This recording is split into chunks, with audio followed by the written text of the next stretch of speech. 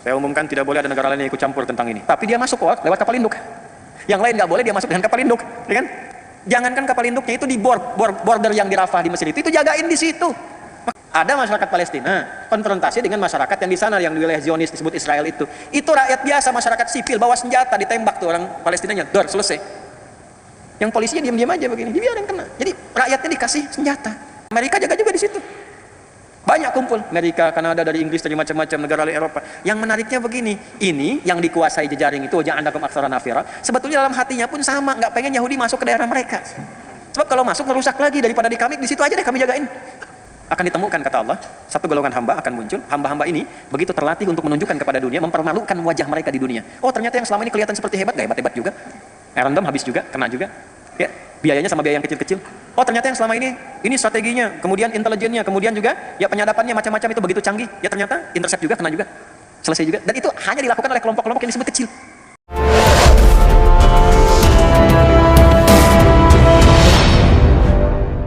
Israel. Ya.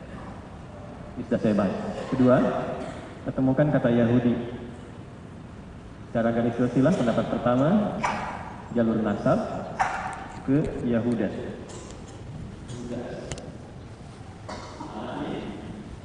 Dari Nabi Ya'qub alaihissalam. Nomor keempat, dari istri pertamanya bernama Lea. Sudah? Versi kedua. Dan ini kita nampaknya yang kedua ini lebih tepat, lebih mendekati kepada makna, dan yang mendorong kita untuk menyimpulkan itu karena konfirmasinya langsung dari Al-Quran. Ya, dari Quran surah ke-7 Al-A'raf ayat 156. Itu kita akan temukan dari kalimat hudna ilaika. Asal dari sini, dalam bentuk jamak saja disebut hadu. Sifatnya nanti disebut dengan Yahud. Pengikutnya disebut dengan Yahudi. Sudah.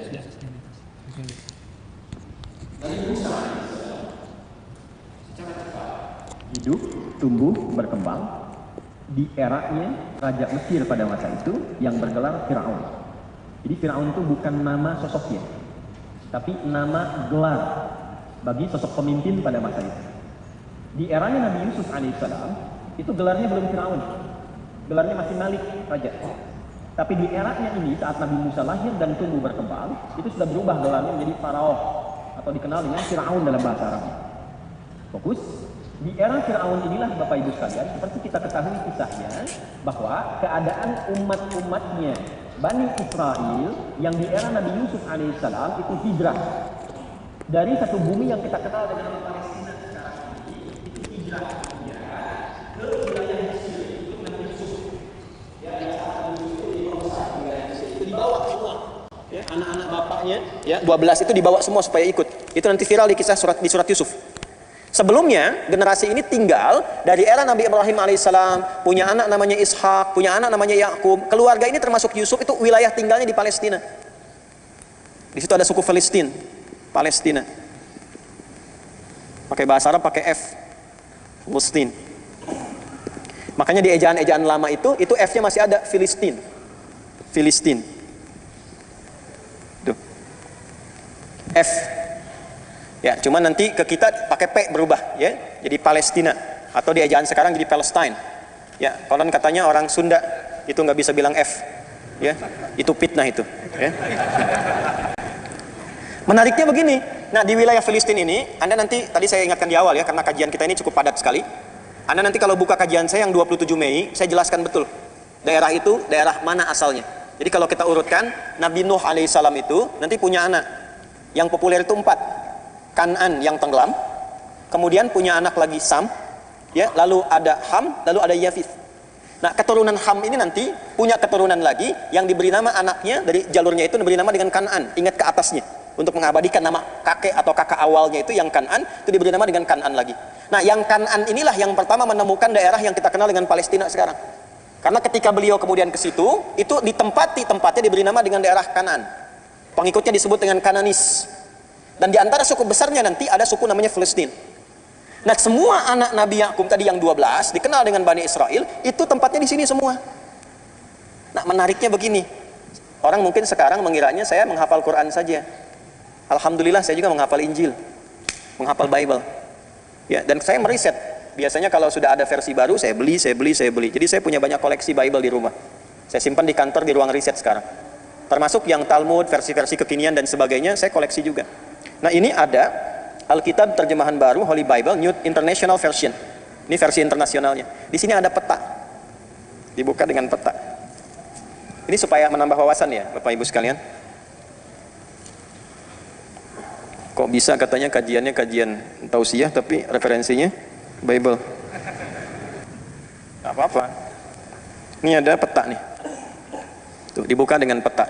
Ini petanya, Division of Canaan 1200 sampai 1030 before Christ, sebelum Masehi. Jadi ini petanya dulu, kanan yang saya tulis ini, ya. Ini tahun 1200 sampai 1030 sebelum Masehi. Kalau sebelum Masehi kan mundur kan? Ya, 1200 sampai 1030 sebelum Masehi. Nah, di sini menariknya Palestina sudah ada, Palestina. Mas, coba bangun sini, Mas. Bangun, Mas. Biar dikira saya ngeduga-duga gitu kan, dibaca. Coba, ini kacamata saya salah apa enggak nih? Ini tulisannya apa? Palestina. Ini yang ini. Iya. Betul kan lo baca? Belum. Palestina. Ya? Palestina. Palestina. Ya. Baik. Mas, bangun Mas sini. Ya, lihat sini. Nih, ada tulisan apa ini? Mana? Ini. Ya, Palestina. Palestina. Saya mau tanya, Gaza sudah ada belum Gaza nih yang sekarang ramai? Ada nggak? Ada di Gaza. Oh, jangan tebak-tebakan Pak. Udah ada. Tuh. Ada nggak? Ada Gaza. Gaza itu sudah masuk bagian sudah ada. Jadi sebelum duduk lagi silakan. Jadi Gaza itu di peta yang ada di perjanjian ini di Bible ya, di versi yang internasional itu ada petanya. Gaza itu sudah ada bahkan sebelum Masehi. Jadi peta 1200 sampai dengan 1030 sebelum kelahiran Nabi Isa alaihissalam, before Christ, sebelum Masehi, itu sudah ada petanya Palestina dan Gaza sudah ada di sini. Yang menarik, Israel nggak ada. Sebagai satu wilayah ya, yang Zionis klaim sekarang itu nggak ada. Nggak percaya. Mas bangun nih. Bangun antum supaya nggak ngantuk. Ya. Coba dari atas sampai bawah temukan Israel ada nggak? Nggak ada. Lihat dulu, jangan langsung nggak ada. Walaupun saya sikoh, tetap antum mesti lihat. Nih pegang mic-nya. Nih pegang mic-nya. Udah ini wakafin aja. 1 menit. Ya kan? Pokoknya ada hadiah 100 juta. Saya berani kasih karena nggak ada. Nggak ada. Nggak ada kan? Nggak ada. Baik. Ya, nanti insya Allah kalau mau kita kopikan. Ya, ini satu koleksi yang kami punya. Di sini nggak ada. Jadi memang dari sejak sebelum Masehi pun Palestina sudah ada. Ya, dan Gaza sudah ada. Nah, kota-kota yang sekarang disebutkan kayak Tel Aviv dan itu nggak ada. Ya, jin-jin masa Nabi Sulaiman juga nggak kenal itu. Ya, emang nggak ada. Ya, jangankan manusia, jin pun tidak kenal. Ya, yang ada apa? Tulisannya Palestina. Ya, jadi kalau ada aktivis-aktivis kekinian, itu kan yang terlambat bangun, kemudian menyampaikan itu asalnya sudah ada duluan, nggak ada. Yang ada itu Palestina. Filistin sudah ada. Gaza menariknya ada di sini. Ya, dan ini yang paling menarik ditemukannya apa di Alkitab versi ya terjemahan baru versi internasionalnya Holy Bible-nya. Ini temukan di sini. Ya, setelah itu kesininya baru berubah. Ini peta-peta kekinian. Ini yang paling lama diakui betul. Yang menarik begini, yang ini yang orisinilnya, yang ini peta jalan yang sekarangnya. Jadi dalam saat yang bersamaan mengakui dulu nggak ada, sekarang dibuat plan ada di sini. Ini yang nggak ada dari sini. Ini penyebaran semua anak cucunya Nabi Yakub alaihissalam yang 12 tadi, yang asbat anak-anaknya, ini bahkan disebutkan di sini daerah mana saja. Zebulun di mana, Izakar di mana, kemudian Yusuf di mana, disebutkan di sini semua. Yahuda di mana, ya, Syamun di mana, Levi di mana, disebutkan semua petanya di sini dan semua wilayah disebut dengan Palestina. Paham sampai sini? Baik, itu dulu yang ingin saya tampilkan di awal. Nah, di bumi inilah kemudian Nabi Ibrahim alaihissalam hidup, Ishak kemudian hidup, ya, Sayyidah Hajar mengandung, dan yang paling unik nanti ketika mengandung itu dan lalu melahirkan Ismail alaihissalam, lahirnya di Kanaan sama persis di situ. Cuma nanti dihijrahkan di awal hidup, ya, ke kota Mekah Al-Mukarramah untuk memberikan satu definisi yang kuat tentang fitrahnya semua nabi yang hijrah. Ya, tentang semua nabi yang hijrah. Nanti Nabi Yusuf pun kan hijrah. Jelas ya? Nabi Yusuf pun hijrah. Jadi ketika kemudian Nabi Ismail itu dihijrahkan dari kecil untuk memberikan kesan bahwa ini akan melahirkan keturunan di akhir yang sempurna dari segi kenabiannya, yaitu Nabi Muhammad sallallahu alaihi wasallam. Karena memang doa Nabi Ibrahim itu lahirnya mesti di Mekah. Khusus Nabi Muhammad. Itu ada di Al-Baqarah yang tadi saya baca, ayat 129. Nabi Ibrahim, Nabi Ismail alaihi wassalam berdoa khusus supaya minta nabi terakhir lahirnya itu di Mekah, di dekat Ka'bah. Untuk menunjukkan nabi yang istimewa, tempat lahirnya pun mesti istimewa, beda dengan nabi yang lain. Nah, di era Nabi Yusuf alaihissalam, seperti kita dengar kisahnya yang viral, beliau kemudian melewati dari semua drama kehidupan dengan saudara-saudaranya itu, singkatnya, jadi pembesar di Mesir. Jelas? Lalu ketika jadi pembesar, dibawalah koleganya ini, termasuk ayahnya Nabi Yakub alaihissalam. Yakub dibawa, 11 saudaranya dibawa semua, pindahlah ke Mesir. Ya, sebentar. Ya. Itu masih raja tuh suasananya. Berganti generasi, ini keluarga besarnya Nabi Yusuf alaihissalam, termasuk Nabi Yakub alaihissalam, keluarga besar jadi 12 itu tumbuh berkembang beranak pinak semua di situ. Sampai tibalah kemudian di eranya Fir'aun berubah keadaan, ganti generasi, masuk ke era sebelum Musa alaihissalam, terjadi situasi yang berubah. Muncul kecemburuan. Ketika putus risalah nabinya itu, Nabi Yusuf meninggal, ya risalah nabinya putus, maka ketika berganti generasi muncullah kemudian sentimen-sentimen lokal. Kita yang pribumi ini sebenarnya imigran dulu nih. Kok bisa mereka berada di puncak? Kok bisa mereka begini? Maka sentimen ini menjadikan kemudian pertikaian-pertikaian sehingga membentuk kasta baru dalam konteks kehidupan. Maka ketika naik Fir'aun, berubah penamaannya menjadi Fir'aun, naik ini raja, lalu melihat kemudian, oh ini keturunan ini nggak berhak harusnya punya satu keunggulan-keunggulan atau privilege istilah sekarang, keistimewaan yang ada di tempat kami, maka dijadikanlah statusnya terendah pada saat itu sampai dengan diperbudak, perbudak semua, sampai singkatlah muncullah Nabi Musa alaihissalam. Ini kalau waktunya nggak terbatas, sampai jam berapa sih kita? Oh? Karena ini kisahnya selalu menarik gitu kan, selalu menarik. Nanti aja deh yang bulan depan yang di An-Nur yang saya janjikan. Semua perlakuan Fir'aun ini terekam sempurna nanti dari masyarakat-masyarakat dari kalangan ini yang kemudian diperbudak. Yang ini akan melahirkan karakter baru. Ya, melahirkan karakter baru. Di semua dari perbudakan, dari mulai maaf sekali. Kalimat ini mungkin saya kadang nggak bisa mengungkapkan kalau terlampau kasar gitu ya. Ya, sampai ke status merasa diri sebagai Tuhan, itu budak paling bawahnya itu dari kalangan ini yang Bani Israel tadi. Jadi semau-maunya kalau bunuh ya bunuh, suruh bangun piramid ini yang bawa batu dan sebagainya, itu yang semua hal yang dilakukan. Sampai pada puncaknya ada ramalan-ramalan dukun yang mengatakan pada masa itu akan lahir nanti seorang bayi yang akan mengguncang kekuasaanmu. Maka keluarlah dekrit dari Firaun pada masa itu, tempeli semua keturunan-keturunan Bani Israel ini. Tempel, yang perempuannya khususnya yang mengandung. Jadi ada 2 yang nempel, satu intel, satu algojo. Dan algojonya sudah membawa pisau. Ya, pisau sepisau-pisaunya zaman Firaun ya, bukan kayak pisau dapur sekarang gitu. Ya, perintahnya cuma satu. Kalau lahir laki-laki, langsung banting di hadapan ibu yang telah melahirkannya dan gorok sehabis-habisnya. Jadi menjatuhkan tuh, kalau menyembelih dengan dijatuhkan istilahnya dzabaha. Ya, kalau tidak jatuh itu nahara. Makanya unta pakai nahar. Fasalli li rabbika wanhar. Itu untuk unta. Tapi kalau kayak kambing, sapi, kerbau dan sejenisnya dijatuhkan dulu, baru disembelih, itu dzabaha. Kalau sekali sembelihan dan halus, itu namanya dzabaha yadzbahu dzabhah. Set sekali. Tapi kalau berkali-kali begini, itu dzabbaha yudzabbihu. Al-Baqarah ayat ke-49, wa idz najjaynakum min ali fir'auna yasumunakum su'al azab. Yudzabbihuna, perintahnya jelas, eksekusi langsung. Genosida, habisin. Setiap ada laki-laki, perempuan boleh hidup. Jadi pada masa itu semua, itu kekejian, kekejaman dan sebagainya Firaun. Maka Anda sudah paham, kita sudah tahu, di antara sekian bayi itu ada satu yang dilindungi oleh Allah Subhanahu wa taala untuk berkehidupan dan membebaskan keturunan-keturunan beliau itu ke atasnya dari perbudakan Firaun. Itulah yang kita kenal dengan Musa alaihissalam. Siapa namanya? Nabi Musa alaihissalam. Itu keturunan ke atasnya ke Lewi tadi yang saya sebutkan. Dari keturunan Lewi melahirkan Musa alaihissalam. Secara singkat, Musa tumbuh dewasa tadinya dalam pemeliharaan istrinya Firaun yaitu Asiyah, dan kelak kemudian masuk Islam. Setelah dewasa jadi pemuda, singkatnya jadi nabi dan rasul. Lalu disitulah terjadi pertentangan antara Musa dengan Firaun. Musa diutus oleh Allah sebagai nabi dan rasul untuk membebaskan umat dan kaumnya pada masa itu dari perbudakan. Risalahnya itu satu. Dan diberikan kitab disebut dengan apa? Taurah atau Torah dikenalnya. Taurat atau Torah. Perhatikan baik-baik. Ini tolong highlight baik-baik ya. Ketika terjadi pertentangan antara Musa dengan Firaun itu, Musa membawa risalah kenabian dan kerasulan, tugasnya langsung dari Allah. Firaun membawa risalah nafsunya sampai mengatakan saya Tuhan yang paling agung, gak ada Tuhan selain saya, ana rabbukumul a'la. Secara singkat, perhatikan, maka dilakukan oleh Firaun semua jenis segala hal yang bisa menjatuhkan Musa. Propaganda. Jadi ilmu propaganda itu sudah ada dalam Al-Quran, diabadikan, dan yang pertama kali disebutkan propaganda keburukannya itu Firaun. Dalam media-media Firaun itu sudah disebarkan. Ya, ini sebetulnya perusak aja. Yang punya tempat itu kita, yang punya wilayah itu kita. Ini mau mengeluarkan kita dari sini, ini ingin merusak kita, ingin merubah tatanan kita yang sudah eksis, yang sudah baik dan sebagainya. Kemudian apa yang dilakukan?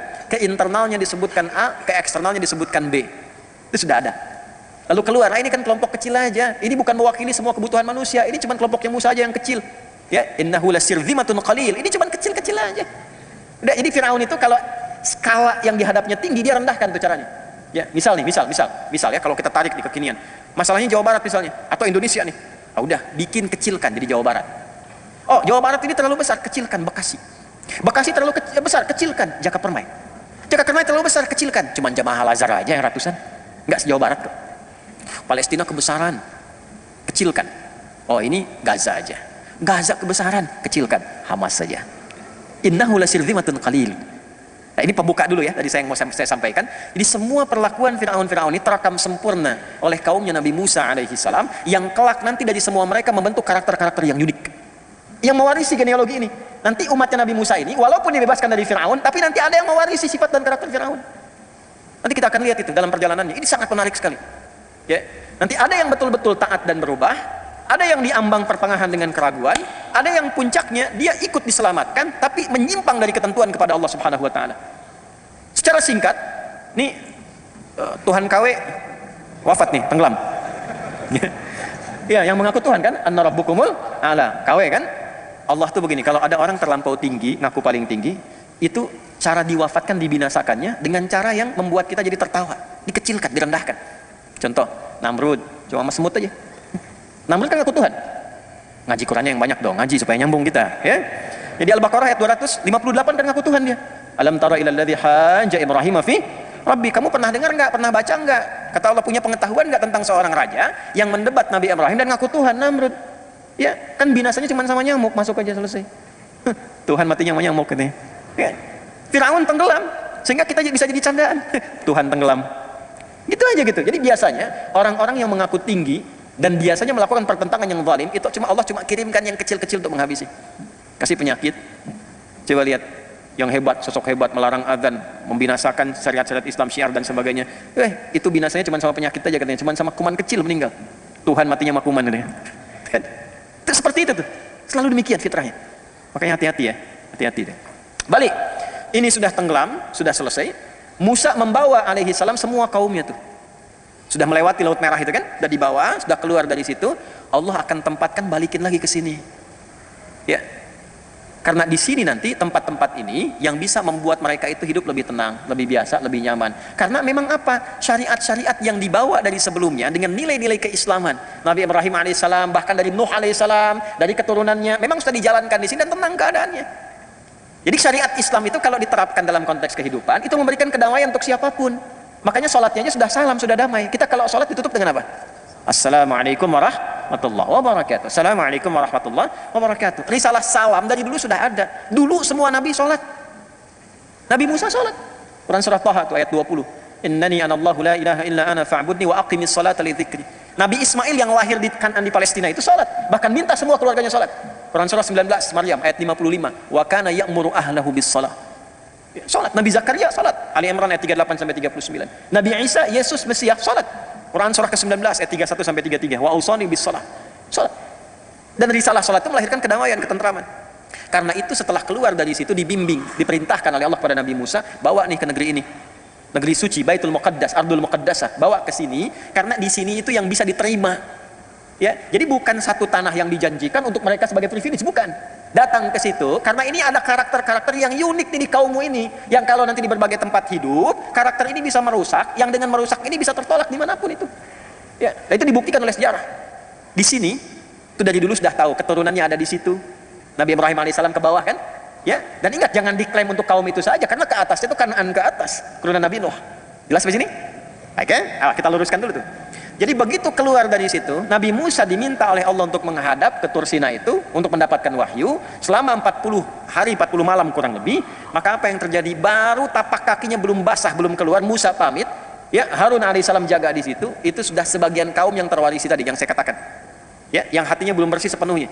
Ada golongan baik, golongan ragu-ragu, golongan nyeleneh. Yang nyeleneh ini juga dibagi beberapa bagian lagi nanti. Ada yang fokusnya di bidang, hati-hati ya, di bidang ekonomi. Ada yang fokusnya nanti di bidang militer. Awas, ada fokusnya di bidang spiritual, dibagi 3 bagian ini. Dan sampai sekarang itu akan ditemukan karakternya. Mirip-mirip begitu, nggak berubah. Ini menunjukkan janji Allah itu nyata. Saya ambil ke bidang yang spiritual dulu. Aduh bosen nih, Musa belum pulang-pulang. Harun, ada nggak kira-kira versi Tuhan yang nampak di hadapan kita yang bisa kita sembah tuh? Maka kreatiflah Samiri itu, bid'ah pertama yang dilakukan pada masa itu.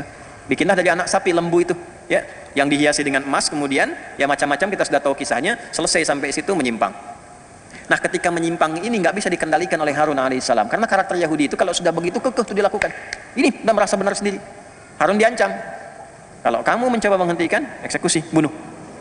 Dan ini sudah terbawa nanti ke faksi genealogi militernya. Ya, maksudnya militer di sini keras untuk membunuh, itu nggak ada. Kalau sudah apalagi bukan dari klannya, itu nggak dihitung. Nggak dihitung. Dan ini yang saya katakan tadi, terwarisi oleh sifat-sifat Fir'aun, keganasannya. Fir'aun tuh nggak ngitung, kalau bukan dari kami nggak dihitung. Itu dibawa, tertanam betul itu dalam benak dari golongan ini, dari klan yang sebagian pemikiran tadi. Jadi kalau antum lihat sekarang rumah sakit, apakah gereja atau masjid dibom dan sebagainya, itu nggak ada hitungan bagi mereka. Yang penting bukan dari genealogi mereka, bukan dari silsilah keturunannya, bukan warganya. Kalau bukan warga kami nggak apa-apa, nggak dihitung. Ya, cuma manusianya aja sekarang kok pada diam gitu. Ya, balik. Supaya kita masih punya waktu nih. Jadi dalam kondisi itu ada penyimpangan, udah menyimpang. Ini penyimpangan yang paling pokok, karena asalnya spiritual. Pondasi hidup kita itu spiritual di sini. Dan dibebaskannya mereka dari Firaun karena kekuatan spiritual Rasul yang turun, Nabi Rasul. Penyimpangan pertamanya itu dihabisin lagi. Setelah sukses dengan itu, dihabiskan semua perjuangan Musa dengan penyimpangan itu. Makanya saking kesalnya Musa ketika pulang mendapati demikian, ya, saudaranya dulu yang ditarik jenggotnya itu. Kamu kok nggak bisa jaga ya Musa, sebentar, jangan nanti jadi fitnah. Ya, kita berkelahi, mereka malah kemudian mengklaim itu sebagai sesuatu pembenaran bagi mereka, sehingga menyimpang dari kita, ya kan? Maka apa yang terjadi dijelaskan begini. Marah Musa, dihancurkan kemudian lembunya itu, Samirinya dihukum. Nah, disinilah kemudian diabadikan di Quran surah ke-7 Al-A'raf di ayat yang kita mulai dari 155 tuh. Ya. Sudah? Dan Musa memilih dan Musa memilih 70 orang, ya, sab'ina rajulan limiqatina, 70 orang dari kaumnya untuk bertobat kepada kami. Nah, di sini kita akan masuk kepada kata Yahudi. Lihat baik-baik. Begitu menyimpang, Musa merasakan, ya Allah, ini saya baru terima wahyu, kok umat saya jadi begini. Maka saking dalamnya penyesalan Musa kepada Allah, maka dipilih siapa yang masih bersih nih, yang nggak kontaminasi, yang tidak ikut-ikutan kepada ya, kreativitas bid'ahnya Samiri. Maka dipilih 70 orang. Nah, di halaman yang ke-169 paling bawah, ayat 155 ada. Baik. Dipilih 70 orang. Lalu limiqatina, untuk datang kepada kami, kata Allah. Maksud datang itu dia menghadap untuk taubat. Dibimbing oleh Musa tobat kepada Allah. Di antara kalimat tobatnya diabadikan di Al-A'raf ayat 156 yang tadi, pindah ke halaman 70 ke atas. Inna hudna ilaika. Ya Allah, kami tobat lagi untuk kembali kepadamu. Jadi ketika sawah mendapatkan pedoman namanya hudan, pedoman itu diambil untuk kembali kepada Allah, itu bahasa Arabnya disebut dengan hudna. Ini, yang ini hudna. Mendapatkan hudan, petunjuk untuk balik lagi kembali kepada Allah. Hudna. Orang-orang yang ini ikrarnya, hudna, kami kembali lagi ya Allah untuk menaatimu. Maafkan kami, ampuni kami ya Allah. Kami berjanji akan menaatimu, beriman kepadamu, dan seterusnya. Orang-orang yang komitmen dengan ini semuanya disebut hadu namanya. Ini. Di mana ditemukan kalimat hadu di Quran? Di Quran surah kedua Al-Baqarah ayat 62, paling kiri sebelah atas. Innalladzina amanu walladzina hadu wan nasara was-sabiina man amana billahi wal yaumil akhir, dan seterusnya ayat. Hadu ditemukan. Sifat dari ini mewakili karakternya disebut dengan Yahud. Kalau diikutkan ke sini disebut dengan Yahudi. Jadi Yahudi itu kalau kita temukan itu bukan nama orang. Jelas? Juga kalau mengacu pada pendapat pertama, kita bisa konfirmasikan bukan menunjuk pada silsilah keturunan dari Yahuda, bukan. Tapi Yahudi itu memberikan kesan awalnya ditemukan kata ini pada perjalanan umatnya Nabi Musa alaihi salam, yang mereka kemudian menyimpang karena provokasi dan bid'ahnya Samiri itu tadi. Lantas kemudian dipilih oleh Nabi Musa alaihi salam orang-orang yang tidak terkontaminasi untuk tobat kepada Allah, meminta petunjuk untuk mendekat, komitmen pada wahyu. Maka disebutlah dengan ikrar mereka, hudna, kami ya Allah balik lagi. Jelas? Sifat karakter itu supaya dibawa, diingat-ingat, jangan salah lagi kayak gitu, jangan salah lagi kayak gitu, maka disebut Yahud. Yang ikut itu disebut dengan Yahudi. Di asal Yahudi ini, asal Yahudi adalah orang yang ingin kembali pada jalan yang baik, pada jalan yang benar. Paham nggak sampai sini? Baik. Tapi apa yang terjadi? Setelah peristiwa ini, sudah Allah terima taubatnya, tapi yang salah tetap salah. Yang salah dihukum, yang benar kemudian diberikan masa tenggang untuk berkehidupan terus sesuai dengan ajalnya. Jadi yang ini sudah selesai dihukum, ini jalan. Tapi ya itu tadi yang nggak hilang dalam karakternya, tetap dalam perjalanan pun sifat ngiyalnya masih ada. Dibimbing ya Musa, bawa mereka, udah, ya, ilal ardil muqaddasah, ke tempat bumi yang suci, yaitu ada Masjidil Aqsanya di situ. Bawa ke situ. Saat dibawa itulah teman-teman sekalian, sudah tinggal masuk, jaraknya sudah dekat, tinggal masuk. Disampaikan, bagaimana kita masuk sementara di tempat itu sekarang sudah beraneka ragam sukunya, udah banyak yang kuat-kuat, bahkan ada suku hebat dipimpin oleh Jalut yang kita sebut dengan Goliat itu. Wah Musa, kami nggak mau masuk lah. Wah, di sana kami takut katanya kan. Nah, ini saya konfirmasikan. Penindasan yang berlangsung selama era Firaun itu membentuk karakter Yahudi ini, kalau disebut Yahudi, atau kalaupun dilekatkan kepada kata Bani Israel, sebetulnya membentuk karakter sifat takut yang sangat dalam. Jadi Yahudi itu sebenarnya penakut. Penakut. Saya konfirmasi ya, Yahudi itu sebetulnya penakut. Nanti kalau satu saat Anda umrah atau haji, mungkin bersamaan dengan saya, misal satu masa, nanti saya ajak antum ke satu benteng yang waktu itu ada Yahudi Madinah. Di benteng yang paling populer di sana itu bentengnya Ka'ab bin Ashraf. Jadi dari dulu untuk menutupi ketakutan itu mereka selalu membuat benteng-benteng besar sebagai perimeter supaya diisolasi di dalamnya. Nah itu diabadikan di surat Al-Hasyr. Makanya kalau sekarang antum lihat di wilayah Palestina yang diklaim itu, ya kan? Antum temukan benteng-benteng besar sebagai penutup, itu sebetulnya bukan menunjukkan ketinggian teknologi, kehebatan, bukan, untuk mengonfirmasi sifat takut mereka. Itu sudah ada konfirmasinya. Ya, nanti kalau mau lebih dalam lagi kita bahas tuh sampai ke kondisi-kondisi terkini. Banyak pelajaran yang bisa dibahas. Tapi saya mau konfirmasikan, sampai saking sifat takut ini mengakumulasi, maka lahir sifat pengecut. Kata Musa diperintah, kita cuma diminta masuk, mereka nggak ganggu. Begitu masuk, sudah kita selamat. Ya, sudah. Fa innakum ghalibun. Udah, kamu ini yang jadi pemenang, nanti masuk pemenang. Maksud menang itu udah selamat, hidup tenang di sana. Nggak akan diganggu oleh Jalut. Apa jawabannya? Musa, idhab anta wa rabbuka faqatila innaha huna qa'idun. Musa, gini aja. Kamu masuk duluan sama Tuhan kamu situ. Ntar kalau menang lawan Jalut, kabarin kami di sini, kami ikut katanya. Kami nonton dulu di sini. Coba Anda bayangkan tuh. Udah ditampakkan di hadapan mata mereka, Firaun yang lebih tinggi dibandingkan dengan Jalut itu ditenggelamkan di Laut Merah, cuma dipukul tongkat kayu, bem, kebuka itu lautan, nelan mereka semua di hadapan matanya. Tinggal masuk, keluar kalimat Musa, ente aja deh, Tuhan ente masuk situ, bukan? Ya, kalimat Qurannya begitu. Idzab anta wa rabbuka, Tuhanmu. Jadi Tuhannya itu Allah, Yahweh, Allah, itu belum masuk ke hati mereka. Belum masuk itu. Ternyata ada sebagian karakter yang melekat. Kamu aja Musa yang pergi dengan Tuhanmu itu. Ntar kalau menang kasih tahu di sini, kami duduk-duduk dulu. Kalau menang kasih tahu baru kita masuk katanya. Hukuman turun dari Allah. Apa diantara hukumannya? Nah, maka ini di Al-Maidah nanti diabadikan. Ya kalau kita masuk dari ayat ke 19 ke 20-an terus sampai dengan di ayat 23 sampai 25 kita akan temukan apa yang tadi saya bahas. Ya ini gambaran besarnya karena waktu kita sangat terbatas. Disinilah inti yang mau saya bahas nih, di titik ini. Sampai kondisi sekarang. Maka oleh Allah kemudian subhanahu wa ta'ala diberikan hukuman arba'ina sanatan yatihuna fil ard. Awas, 40. Selama 40 tahun itu mereka harus berkelana di muka bumi. Nah, ini 40 tahun di sini ada yang mengartikan masa, ada generasi dan sebagainya. Nanti kemudian siapa yang masih ingat yang menemani Nabi Musa untuk bertemu Khidir itu? Kan ada seorang pemuda. Yusha bin Nun. Yusha bin Nun.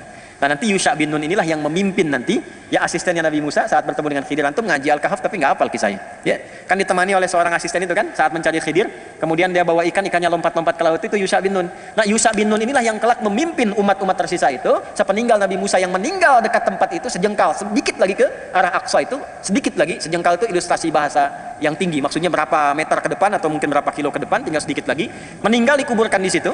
Nanti yang meneruskan masuk di generasinya Yusha bin Nun masuk ke situ. Ya, yang menaklukkan Goliatnya, Jalutnya itu tadi, itu adalah Nabi Daud alaihissalam bentukan Talut yang tadi saya sebutkan di awal. Tapi mereka akan berputar-putar dulu. Dalam berputarnya inilah kemudian disebutkanlah karakteristik mereka dan jalur hidup mereka.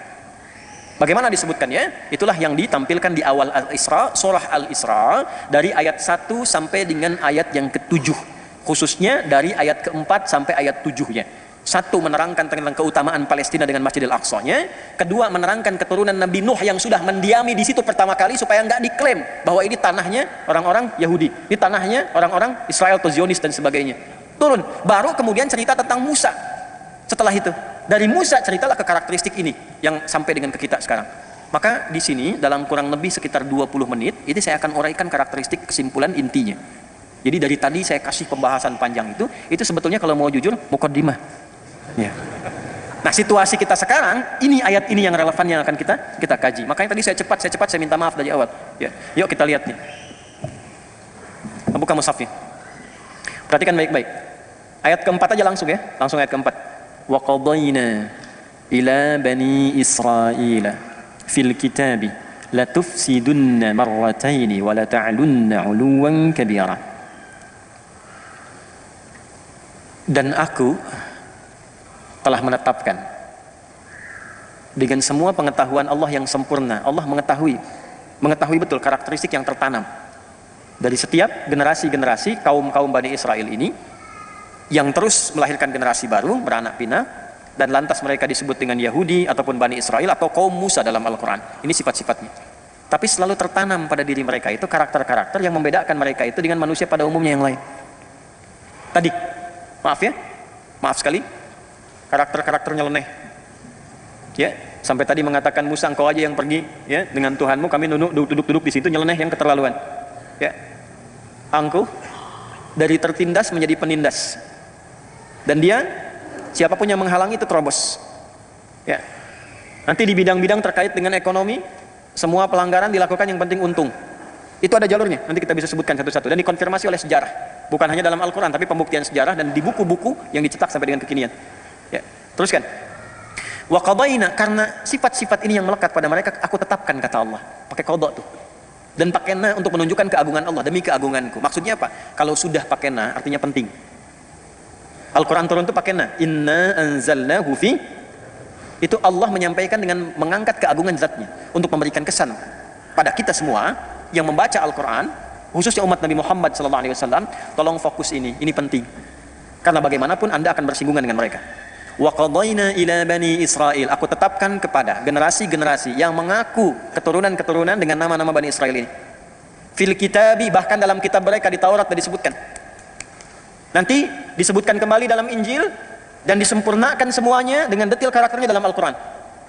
La tufsidunna fil ardi marratain, kalian akan berbuat kerusakan yang parah di muka bumi itu sampai 2 kali. 2 masa.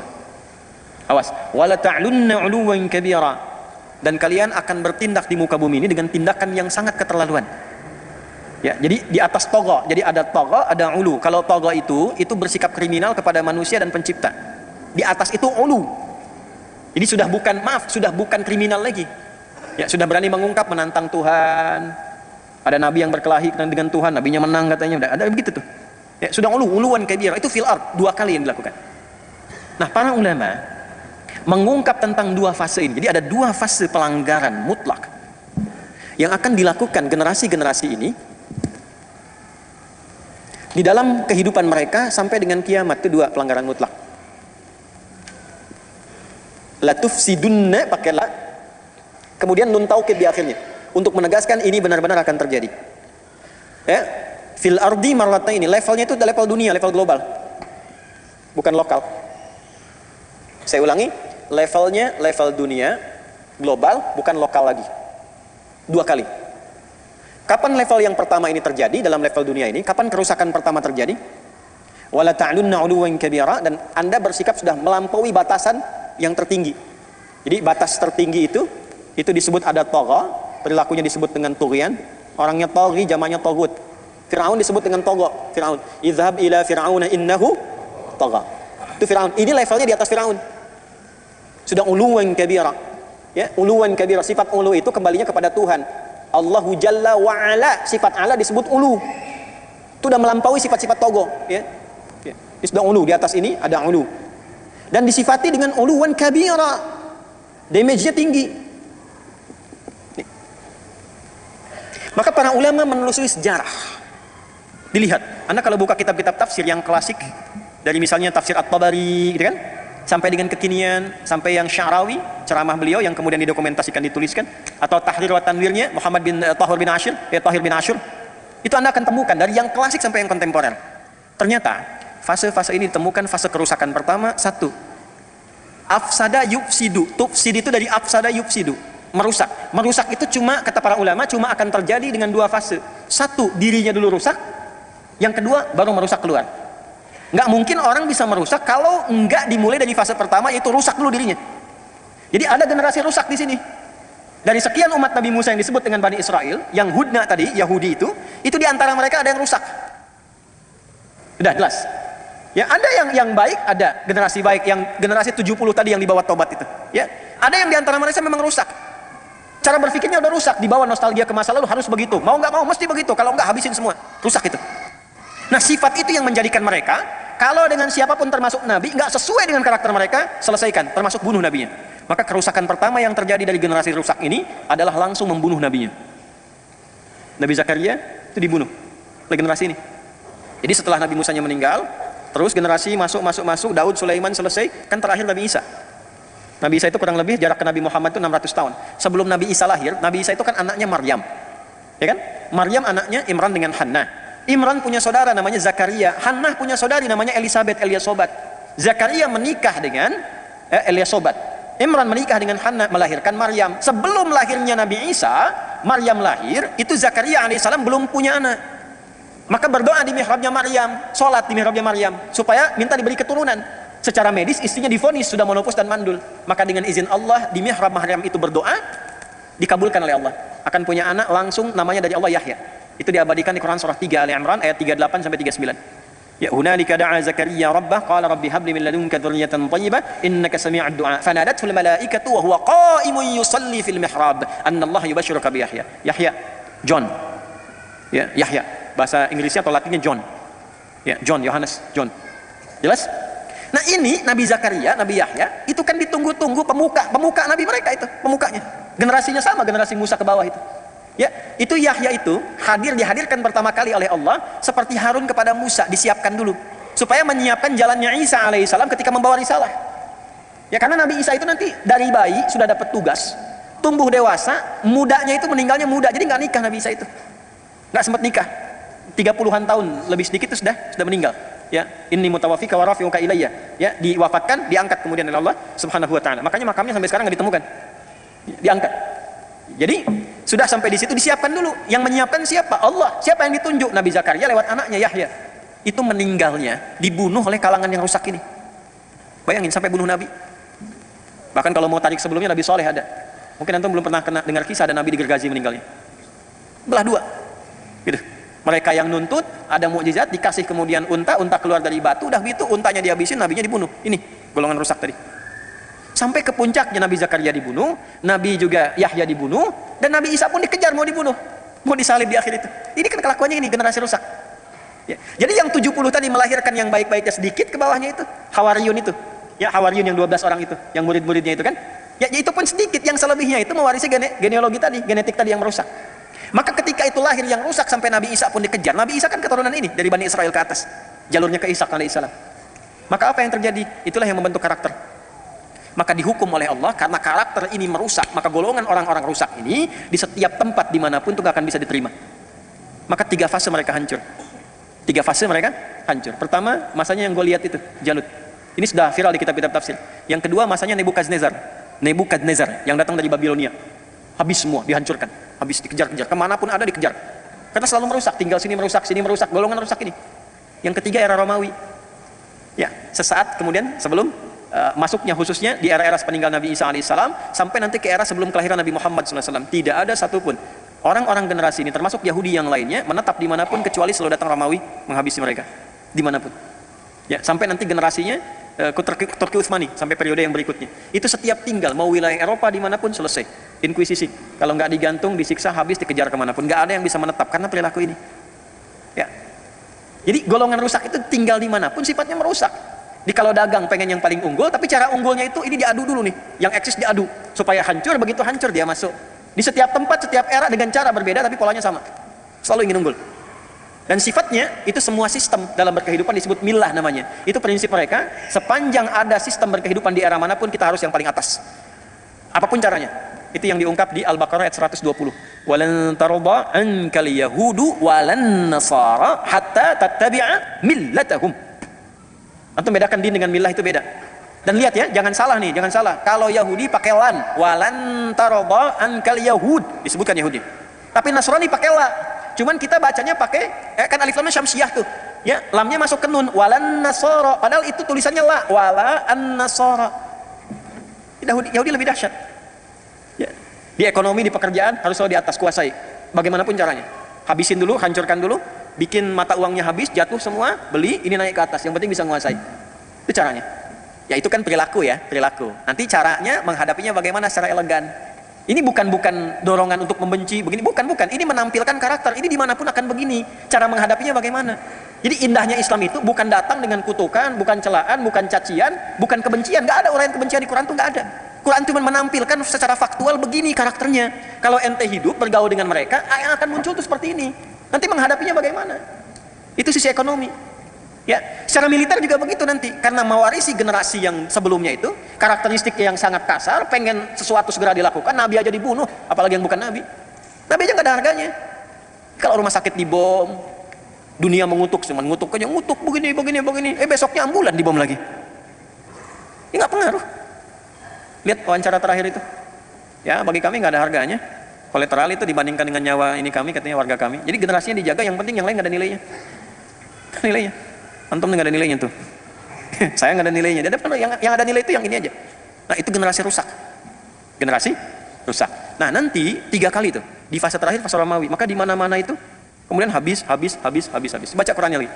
Ya, yuk kita bacakan lagi. Wa qadayna ila bani Israila fil kitabi la tufsidunna fil ardi marratayn wa la ta'lunna 'uluwan kabira. Terus fa idza jaa wa'du ulahuma ba'athna 'alaikum 'ibadan lana uli ba'si syadidin fajasu khilalan diyar wa kana wa'dan maf'ula. Jadi begitu kerusakan pertama terjadi tadi, yang membunuh nabi, membunuh rasul, berbuat kerusakan, maka diutus oleh Allah itu hamba-hamba yang lebih rusak tapi kuat. Ya, yang dimaksud di situ bukan yang muslim, bukan. Ya, yang memang udah sama-sama keras dengan mereka tapi sudah menghabisi mereka. Puncaknya di Romawi tadi. Jadi dari yang pertama tadi Goliat, Jalut, kemudian ada Nebukadnezar. Ya, setelah itu kemudian di fase akhirnya Romawi. Makanya di negeri-negeri Eropa itu wajar kalau mereka terusir semua. Di Eropa terusir, baca sejarah deh. Di Jerman terusir, Austria terusir, di Eropa semua terusir. Jadi nggak ada yang pengen sebetulnya ada di situ tuh. Nggak ada yang pengen. Ya makanya mereka cari tempatnya, yang penting jangan di sini. Jangan di sini. Karena tahu kalau ada di situ rusak tuh negerinya. Ekonomi nggak stabil karena udah dikuasai klan ini aja. Walaupun cuma ada 5 ini yang megang. 5 yang megang. Tuh, yang lain habis semua di bawah. Dan dikendalikan semaunya, rusak akhirnya.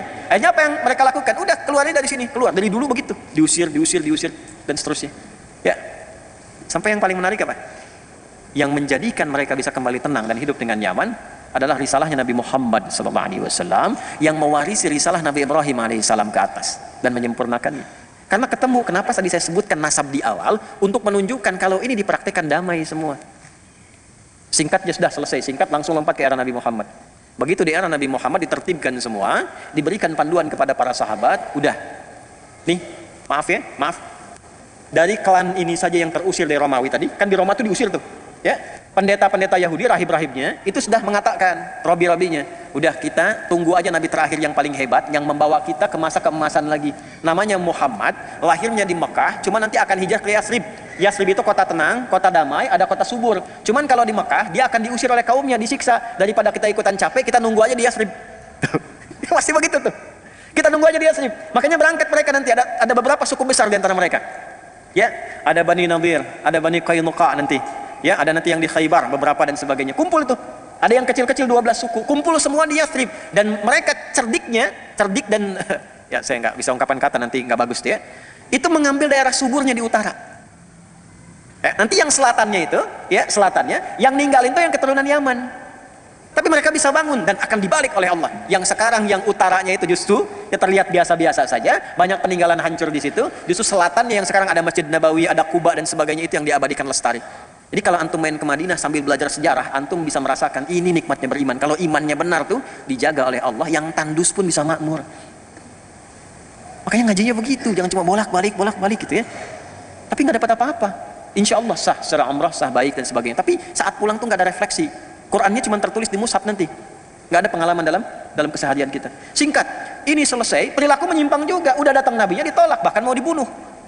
Hukum mereka kalau nanti melakukan misalnya pemberontakan dalam konteks negara, itu hukumnya diusir, di hukum Yahudi. Nabi datang bikin piagam Madinah.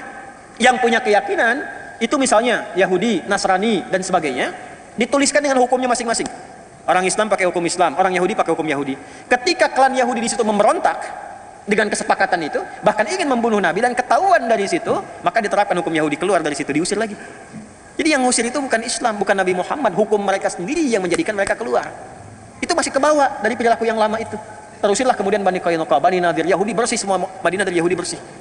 Diputar balik di sejarah sekarang, orang Islam yang mengeluarkan Yahudi dari Madinah, kebalik. Itu begitu ceramah sejarah yang benar dia bobo tuh. Jadi nggak sempat yang dengar, di ujungnya aja keluar baru dia bangun lagi.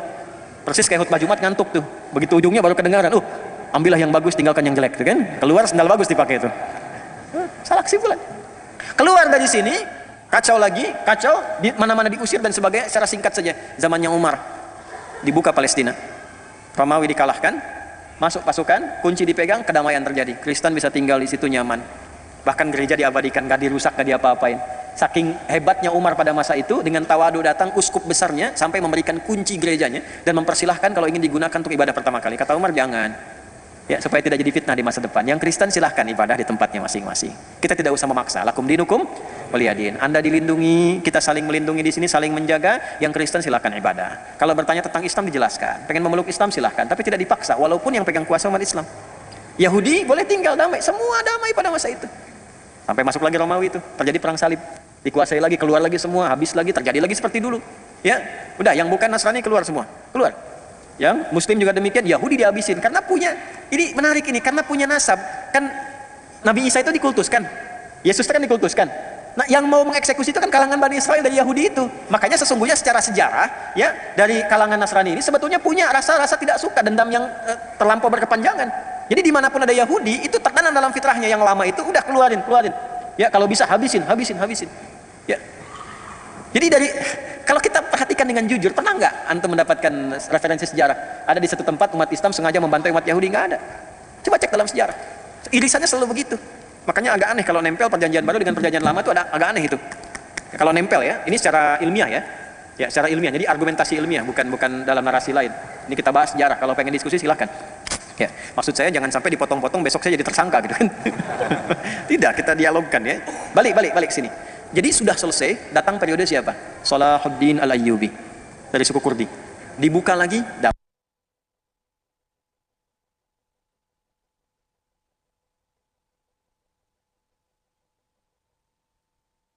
Turki Utsmani sampai 1924 tenang semua, damai dan sebagainya. Terjadi ketika mereka kemudian merasa damai, merasa tenang, golongan rusak muncul lagi. Muncul khayalan. Ini ada nostalgia masa lalu nih. Kenapa kita nggak bangun lagi aja Haikal Sulaiman sekalian di situ? Terus akan di situ ada bukit besar tuh, Nabi kita yang raja paling hebat Daud dikubur di situ, di Bukit Zion tuh. Ya, dataran tinggi Golan yang batasan Syria dan sebagainya. Itu Zion di situ. Maka dimunculkanlah gerakan-gerakan untuk mengembalikan itu dari semua bagian-bagian wilayah Yahudi yang akan di muka bumi. Ya. Maka apa yang mereka susun dan sebagainya, teman-teman, Bapak Ibu sekalian, gimana caranya supaya kita bisa hidupkan lagi Haikal Sulaiman, bawa lagi ke situ, itu berdasarkan khayalan saja. Yang tadinya udah damai, udah tenang. Sifat rusak muncul lagi, dikumpulkan semua akhirnya muncul. Jadi yang disebut mereka mencoba untuk bawa lobby namanya. Ya, di lobby. Maka muncul lobby Yahudi namanya dalam sedunia. Di lobby semua yang sedunia itu, gimana kalau kita bangun gerakan untuk balikan lagi ke situ, munculkan lagi. Maka sebagian mereka besarnya berpusat di Inggris, dikuasai beberapa, dua hal untuk menguasai itu. Yang pertama itu ekonomi. Ya, falyabudu rabb hadzal bait alladzi at'amahum min ju'. Maka mereka bergerak di bidang ekonomi. Termasuk nanti kalau saya mau cerita di satu waktu yang lain, yang datang ke Nusantara pun dengan VOC itu, saya cerita begini sudah riset, saya begini-begini sudah menduduki kantor VOC di Belanda. Ya, saya sudah ke kantor VOC, sudah saya cek jalurnya, sampai gudangnya, sampai dokumentasinya.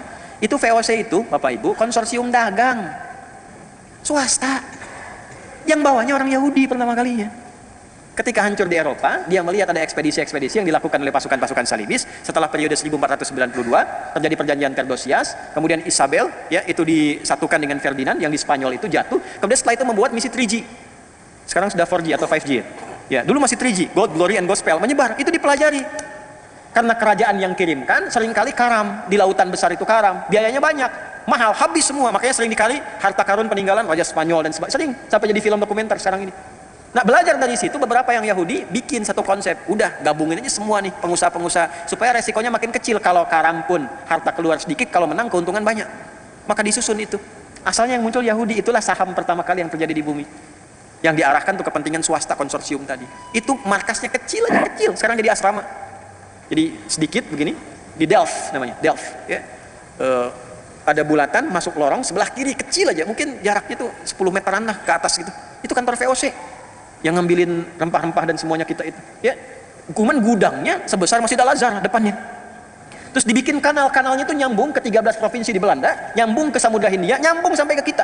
Jadi kalau ngambil rempah-rempah dari sini, lewat jalur laut, itu langsung tembus ke gudang. Masih ada gudangnya sampai sekarang. Jadi restoran sekarang ini. Saya baru dari sana beberapa waktu yang lalu.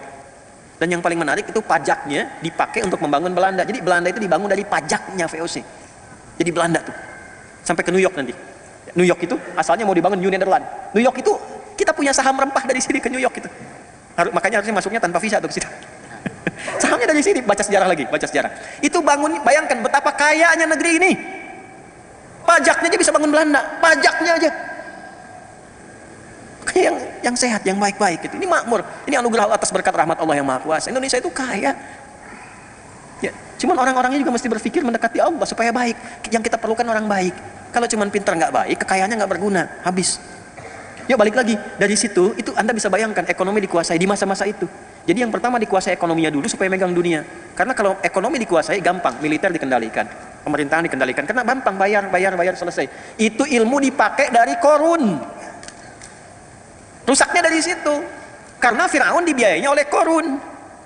Nanti muncul panglimanya namanya Haman. Makanya sering diungkap di Quran kisah Korun, kisah Firaun. Zamannya kan sama. Panglimanya Haman, intelektualnya juga ada, dan penasihat spiritual yang kebelingernya pun ada, Balaam namanya, komplit lah di situ. Ya, jadi kalau sudah unsur-unsur itu ada dan nggak disebutkan, ya, secara tegas nama detailnya untuk menunjukkan kesan bahwa itu bisa berpotensi terjadi lagi di masa depan. Yang membawa itu genealogi ini, manusia-manusia ini, kuasai ini, nanti tinggal gampang. Ya, itu di masa-masa itu sudah terjadi. Kalau ingin menentukan satu pemimpin di mana saja, sampai ke level-level daerah. Kalau di kita mungkin wali kota atau bupati, itu sudah nyampe. Udah masuk ke satu tempat disiapkan semuanya. Ini biayanya sekian, ukuran jas kamu, ukuran sepatu kamu, ukuran ini udah sekian. Jadi, tapi harus ikut begini. Tuh kelakuannya ini. Dari dulu. Itu kalau saya buka sampai referensi sampai ke atasnya, kita bisa turunkan nasabnya sampai ke era Firaun itu. Nah, itu yang terjadi. Maka ini mengonfirmasi, teruskan ayatnya sampai ayat yang ke-6. Tsumma radadna lakumul karwata 'alaihi wa amdadnakum bi amwal. Itu konfirmasinya. Ini pembuktian firman Allah benarnya. Perhatikan, mereka akan kuat di bidang ekonomi. Ini, karena gerakan pertama yang dibangun itu. Wa amdadnakum bi amwal wa banin, keturunan mulai banyak menyebar dan mereka pegang ekonomi itu. Sekarang bukan cuma jadinya di Palestina itu yang 1948 kemudian tiba-tiba deklarasi, yang fasilitasi siapa? Inggris kan? Ya, khayalannya munculkan kembali keagungan itu di Bukit Zion itu. Maka gerakan untuk membawa ke Zion disebut dengan Zionism. Pelaku karakternya disebut dengan Zionis. Jadi yang ada sekarang di situ itu bukan sifat-sifat Israel, bukan. Bukan sifat-sifat Yahudi yang kembali hudna, bukan. Itu Zionis. Karena Yahudi yang awal-awal tinggal itu damai, biasa-biasa saja. Coba lihat, biasa-biasa saja dengan orang Islam biasa, dengan Kristen biasa, damai aja. Ini gerakan-gerakan perusak. Jadi yang datang ini perusak. Tapi udah disebut di Quran. Dan itu menyebar. Ya, wa amdadnakum bi amwalin wa banina. Yang paling hebat begini. Wa ja'alnakum aktsara nafira. Dan gerakan itu nanti melintasi zamannya akan punya dukungan-dukungan dari pihak-pihak luar yang menguatkan dan membantu mereka. Nafir itu artinya yang mensupport, yang mendukung, yang mendorong. Jadi Quran sudah mengungkap ketiganya. Terbukti nggak sekarang? Satu, ekonomi dipegang, terbukti? Bukti ya. Yang kedua, mereka punya jejaring yang menyebar tuh dari anak keturunan dimanapun. Dan itu punya lobbynya, punya grup-grupnya, punya asosiasinya. Ya, mungkin nanti ada Freemasonry, ada yang lobby, ada yang macam-macam. Itu disebutkan wabanina, nyebar. Dan semua membentuk jaringan untuk saling menguatkan sehingga dia bisa punya proksi, bisa punya macam-macam yang itu akan membantu. Wa ja'alnakum aktsara nafira. Semua tiga-tiganya sekarang sedang dibuktikan, ditunjukkan kebenaran ayat ini oleh Allah yang terjadi sekarang. Jadi kalau pengen tahu pembuktiannya, maaf, bi amwalin, nih yang pegang ekonomi sekarang siapa? Coba cek, googling siapa aja keluarganya, ketemu. Wabanina, keturunan-keturunan yang menyebar dimanapun ada. Ya, termasuk yang kelahiran di sini juga ada. Tuh yang sering muncul di TV tuh, perempuan tuh. Saya nggak sebut nama tuh ya. Ya, ya saya nggak mau kata-kata yang kurang baik lah. Ya, tapi saya biasanya kalau diundang sama yang kurang kompeten itu nggak berminat gitu. Buang-buang waktu gitu. Ya, pengetahuan sejarah minim, kalau dikatakan tidak tahu gitu kan. Ya, cara berpikirnya juga tidak terstruktur. Ya, jadi kalau kita datang juga buang-buang energi. Ya, jadi kita tonton sambil senyum aja lah udah gitu ya. Ya, jadi baru bicaranya jangankan orang yang pintar, orang biasa awam sih udah paham gitu keadaannya bagaimana. Tapi ini tidak menjadikan kita mesti mencela atau merendahkan, tidak. Justru kita mendoakan kepada jalan yang baik, kemudian memperbaiki dengan cara yang baik, dengan menyampaikan yang seperti ini. Tapi yang saya maksudkan kalau Anda cek itu kan kelahiran Makassar. Tapi menjadi bagian dari jaringan lobby kan ke atas ke sana. Itu pembuktian kebenaran Quran. Jadi mana mana nyebar ke bawah lagi rasanya. Wa ja'alnakum aktsara nafira. Saya umumkan tidak boleh ada negara lain yang ikut campur tentang ini. Tapi dia masuk kok lewat kapal induk. Yang lain nggak boleh dia masuk dengan kapal induk, ya kan? Jangankan kapal induknya itu di border yang di Rafah di Mesir itu jagain di situ. Makanya nggak bisa keluar. Yang jaga tentara mana? Amerika jaga juga di situ. Banyak kumpul Amerika, Kanada, dari Inggris, dari macam-macam negara lain Eropa. Yang menariknya begini, ini yang dikuasai jejaring itu ja'alnakum aktsara nafira. Sebetulnya dalam hatinya pun sama, nggak pengen Yahudi masuk ke daerah mereka. Sebab kalau masuk ngerusak lagi, daripada di kami, di situ aja deh kami jagain. Gitu. In ahsantum li anfusikum. Ayat 7. Wa in asatum, jikapun kalian membuat kebaikan, bikin aksi sosial. Jadi akan ditemukan nanti golongan ini bikin aksi sosial, ngebiayain gerakan sosial tentang alam dan masing-masing. Itu ahsantum li anfusikum, kepentingan internal mereka aja untuk mengekalkan apa yang mereka lakukan sampai dengan muncul nanti fase berikutnya. Wa in asatum falaha, kalau berbuat buruk memang begitu karakternya. Memang begitu karakternya. Jadi kalau sekarang misalnya yang dibom rumah sakit, ya memang begitu. Nggak peduli dengan kutukan dunia, ya memang begitu. Yang terkutuk ya memang tidak peduli dengan kutukan. Ya udah terkutuk. Nggak peduli dengan kutukan. Ya jadi kalau Anda mau keluar, teriak-teriak sampai di luar dan sebagainya, udah nggak akan didengar sama mereka. Nggak akan didengar. Kita paling menggetarkan dunia saja bahwa ada kepedulian, tapi mereka nggak dengar, dibom aja. Kemarin dibom rumah sakit. Yang Al-Ahli itu kan rumah sakit baptis itu. Ya dibom gereja, dibom masjid. Dunia bergerak, semua mengutuk, Dewan PBB mengutuk, resolusi. Besoknya mereka tertawa aja, dibom lagi ambulans. Perjalanan ke rumah sakit dibom, 15 orang meninggal. Terus kami menyesalkan itu, apa yang Anda sesalkan? Ya. Fa idza jaa wa'dul akhirati. Maka jika nanti muncul yang kedua nih. Jadi yang fase pertama sudah, sekarang sudah fase kedua. Ini, kerusakannya sudah global, sifatnya global dan manusia-manusia diam. Ya. Di balik diamnya itu akan ada nanti tiba orang-orang hebat. Liyasu'u wujuhakum. Orang hebat ini akan ada 3 periode, 3 fase. 1, golongan-golongan hamba Allah yang mempermalukan mereka untuk memberikan kesan kepada dunia. Ini nggak sehebat seperti yang kita kira kok. Teknologinya paling canggih, intelijennya, strateginya, penyadapannya, gitu kan. Sehingga propaganda yang dibuat keluar itu seperti yang tadi saya sampaikan. Propaganda keluar tuh begitu. Selalu menampakkan gak ada apa-apa, kita yang paling hebat, ini kecil kok, cuma ormas kecil gini, ya dibanjirin aja selesai gitu kan. Tapi kan gak selesai-selesai. Sayangnya beberapa orang terpengaruh dengan itu. Ya, gak ngaji. Akan ditemukan, kata Allah, satu golongan hamba akan muncul. Hamba-hamba ini begitu terlatih untuk menunjukkan kepada dunia, mempermalukan wajah mereka di dunia. Oh ternyata yang selama ini kelihatan seperti hebat, gak hebat-hebat juga. Random habis juga, kena juga. Ya, biayanya sama biaya yang kecil-kecil. Oh ternyata yang selama ini strateginya, kemudian intelijennya, kemudian juga ya penyadapannya macam-macam itu begitu canggih, ya ternyata intercept juga, kena juga, selesai juga. Dan itu hanya dilakukan oleh kelompok-kelompok yang disebut kecil. Jadi untuk memberikan kesan kepada dunia yang besar, negara-negara yang merasa punya militer, punya pesawat tempur dan sebagainya. Anda kemana aja selama ini? Enggak, bukan masalah iman, bukan masalah keyakinan, cukup jadi manusia aja. Tapi bagi orang Islam, kemanusiaan itu dilampaui dengan keimanannya. Imannya kemana? Gitu, ditampakkan liyasu'u wujuhakum, itu satu, untuk mempermalukan wajah mereka di hadapan dunia. Ternyata selama ini yang disebut hebat cuma begini aja. Lantas Anda yang tidak punya, ya, apa yang mereka miliki orang-orang hebat ini, tapi memiliki alat-alat yang Anda klaim canggih, lebih hebat daripada mereka. Ini orang-orang nggak punya landasan pacu untuk pesawat tempur. Pesawat tempurnya nggak punya, senjata nggak lebih hebat dibandingkan dengan negara-negara yang ada lain sekarang. Orang-orang negara-negara yang mengatakan di situ muslimnya banyak misalnya, atau negara-negara Islam, atau umumnya dunia pada umumnya, yang pesawatnya hebat, alutsistanya banyak dan sebagainya, dan seterusnya, diam. Sementara yang disebut terbatas ini tiba-tiba mempermalukan, oh dengan begini aja selesai, bisa kok. Ya itu satu. Waliyadkhulul masjidah kama dakhaluhu awwala marrah. Nanti ada golongan kedua. Ya, golongan kedua ini sudah menyelesaikan semua konflik yang ada di situ, menenangkan kembali sampai Masjidil Aqsa dibebaskan. Fase kedua. Fase ketiga, ini saya baru memahami ayat ini dan hadis Nabi. Ini hadis Nabi ini, jangankan kita, orang Yahudi sendiri pun begitu yakin dengan hadis ini. Jadi saya kasih tahu rahasia ya, ini diantara kita saja nih. Ya. Ini mau habis nih, 5 menit, 10 menit lagi lah ya waktunya. Saya mohon izin tambah 25 menit tadi. Gak apa-apa ya, 15 menit tadi tambah. Lihat sini. Jadi Yahudi itu yang nggak diterima, yang nggak mereka terima, Nabi Muhammad sebagai nabi. Tuntunannya masih diterima. Yang nggak diterima itu cuman kenapa nabinya Muhammad gitu. Itu aja. Kalau nabinya bukan Muhammad dari jawab mereka akan diterima. Tapi tuntunannya diterima. Makanya oleh mereka Quran diriset. Makanya oleh mereka hadis diriset.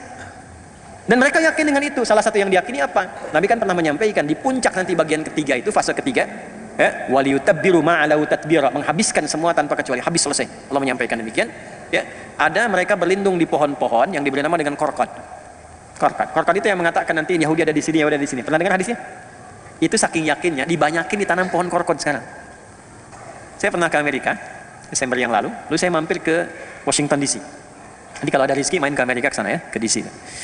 Washington maksudnya, lampu merah sana dikit tuh.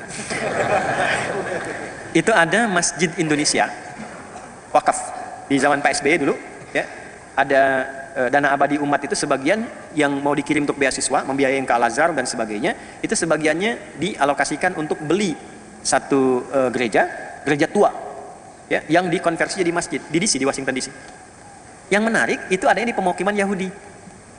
Ya, saya masuk situ, saya lihat pemukiman Yahudi itu. Langsung cepat aja. Itu yang ditanam pohon korkod rata-rata. Termasuk di lingkaran gereja yang sekarang jadi masjid itu. Saya dengan DKM jalan, saya bilang, "Mas, ini pohon apa coba?" "Apa ya? Inilah pohon korkod." Ya. Ya. Itu menarik. Jadi mereka pun yakin sampai sekarang pun ditanam itu. Dan Anda kalau baca tekstual saja, secara tekstual, Anda akan menyimpulkan, "Oh, ini hadisnya nih. Hadisnya ekstrim nih, masa dihabisin sampai ke pohonnya bilang bunuh." Bukan begitu cara memahaminya. Ini hadis, termasuk ayat tadi, itu berbicara tentang konfrontasi militer. Dan problemnya apa? Saya baru paham sekarang, memahami ayat dan hadis itu. Ternyata di muka bumi ini, ya, ada beberapa kurang lebih yang mungkin sampai 6 negara lah, ya, yang di dalam konteks kenegaraannya itu sifat-sifat perlindungan militernya melibatkan sampai ke rakyatnya, ke masyarakatnya, termasuk di Indonesia. Indonesia itu kalau berjuang, kalau sudah ada misalnya perjuangan sampai ke konfrontasi militer, misal Belanda datang dan sebagainya, itu bukan cuma tentara yang berjuang, kita pun ikut di situ. Makanya pesantren keluarkan resolusi jihad dan sebagainya, semua angkat senjata bawa gitu. Nah, di dunia ini sekarang ada 6, yang paling aktif itu 2, Indonesia dengan IDF yang Israel sekarang. Jadi waktu kejadian kemarin itu pembuktian hadisnya. Makanya saya katakan belajar, lihat bukan ingin belajar Hamas, ini bukan. Coba peristiwa itu cek kembali, mengkonfirmasi benar nggak yang di Quran, benar nggak yang di hadis. Itu kan masyarakat dikasih senjata, teman-teman. Masyarakat dikasih senjata, di video banyak di YouTube, cek. Ada masyarakat Palestina konfrontasi dengan masyarakat yang di sana, yang di wilayah Zionis disebut Israel itu. Itu rakyat biasa, masyarakat sipil bawa senjata, ditembak tuh orang Palestinanya, dor, selesai. Yang polisinya diam-diam aja begini, dibiarin kena. Jadi rakyatnya dikasih senjata. Nanti pada periode ketiga, setelah periode kedua itu Masjidil Aqsa bebas, periode ketiganya ada konfrontasi luas semua masyarakat Yahudi yang ada pada masa itu diberikan senjata dan berlindungnya di balik pohon korkod. Itu yang menjadikan kemudian pertarungan semestanya menjadi meluas pertempurannya. Itu maksudnya. Nah, jadi kalau Anda melihat situasi sekarang dengan karakteristik bom ini, bom itu, emang karakter rusak ini. Ya, tapi tidak bisa dipukul rata, misalnya Yahudi keseluruhan nggak bisa dipukul rata. Yang rusak-rusak aja nih. Yang apa? Yang Zionis, yang diklaim dengan Israel sekarang itu. Ya, yang lain-lainnya mungkin ada yang baik-baik juga ada. Ada Robi-Robi yang mengatakan itu mereka memang perusak, ada Robi yang begitu. Nah, itu mungkin kalau dia tarik ke atas itu yang 70 orang disebut di Al-Araf 155 tadi. Generasinya itu tuh. Tapi tinggal sedikit. Tapi ujungnya kan kalau nggak beriman sama aja kufur. Tapi setidaknya membawa sifat kemanusiaan yang jelas. Tapi pada umumnya yang rusak lebih banyak. Ya, kalau mendiamkan sesuatu yang rusak kan sama rusak juga. Ya kan? Jelas nggak? Nah, dan ini tugasnya macam-macam, beda-beda. Ada yang bagian propaganda. Kemarin ada mereka punya lembaga think tank penelitian. Yang terbarunya itu meminta supaya dilemahkan Al-Azhar yang ada di Mesir. Ini karena Masjid Al-Azhar. Ya, mereka merekomendasikan 3 hal. 1, ganti Syekh Al-Azhar nih. Karena begitu terjadi di sana mengeluarkan sebuah statement fatwa ya bahwa itu penjajahan, mesti dibantu, mesti dibebaskan. Itu rekomendasi pertamanya ganti. Yang kedua, lemahkan. Ya, dengan cara dananya yang biasanya untuk menguatkan itu dikurangi. Ya, atau tidak diberikan sama sekali. Nah, yang ketiga, ya udah, sampai negaranya nggak usah disupport sama sekali. Mesir nggak usah terima bantuan, nggak usah apa-apa lagi, kecuali kalau Syekh Al-Azharnya diganti dan sebagainya. Tuh, itu ya waja'alnakum aktsara nafira. Kita sedang ada di era itu. Ya, jadi jangan jauh-jauh dulu sampai berjuang ke Palestina. Aduh, nggak usah, belajarnya dari sini. Ya, belajar dari sini, kuatkan iman, bangun negara dengan baik, bangun negeri dengan baik, perbaiki dulu. Karena yang Allah sebutkan generasi emas itu adalah orang-orang yang meningkatkan iman takwa. Jadi ibad dulu, ibadallana, perbaiki sholat dulu. Sholat masih keluar masuk. Ya, orang puasa Daud, ini sholat Daud, subuh sholat, duhur tidak, asar sholat, maghrib tidak. Pengen berjuang, udah habis antum. Ya, perbaiki dulu. Tuh yang pasukan-pasukan hebat, pasukan-pasukan kuat, itu nggak masuk ke situ, saya nggak sebut nama ya, nggak masuk ke situ satu kecuali penghafal Al-Quran. Yang kedua kerjaannya zikir. Kan di terowongan itu kitabnya zikir, Quran, babu zikir, Quran, sudah semua.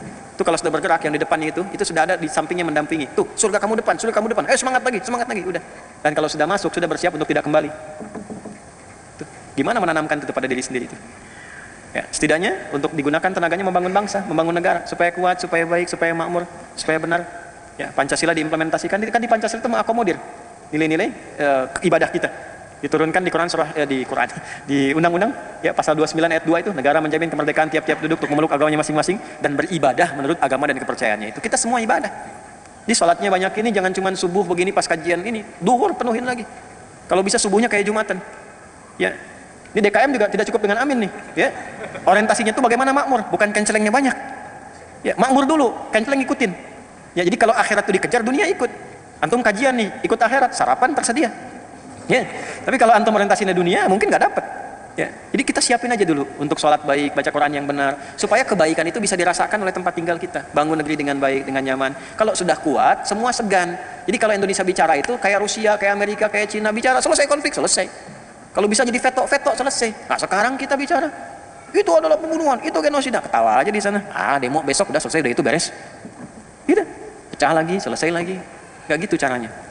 Ya, jadi semua yang terjadi sekarang ini, saya ingin katakan itu mengonfirmasi apa yang Allah firmankan 15 abad yang lalu.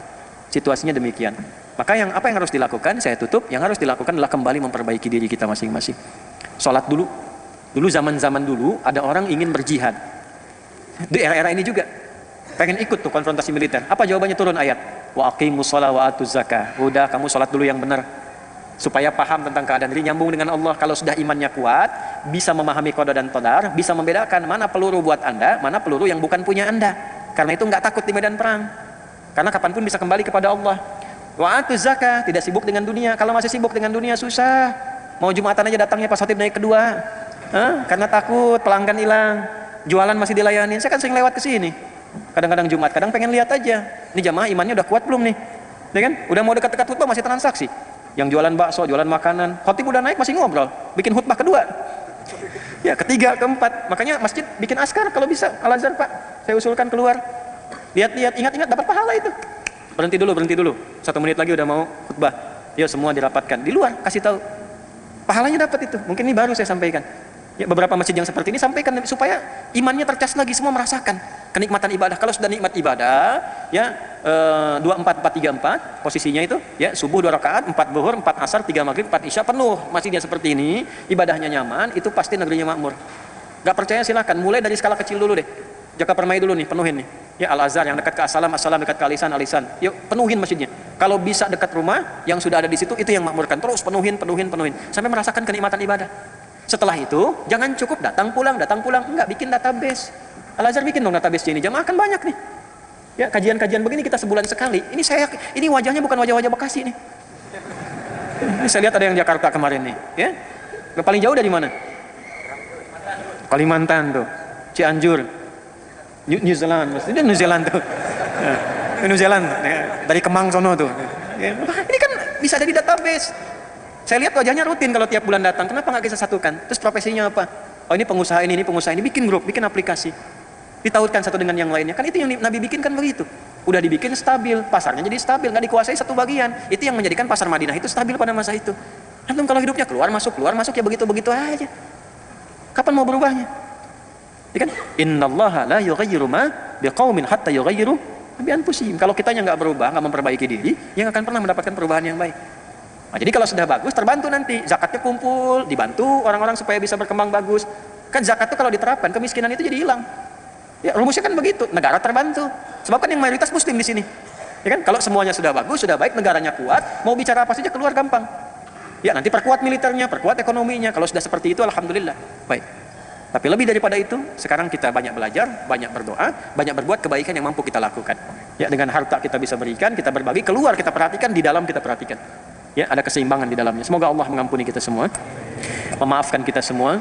Semoga Allah menunjukkan kebenaran kepada kita untuk belajar. Jika ada uraian yang benar, itu petunjuk dari Allah yang disampaikan pagi ini.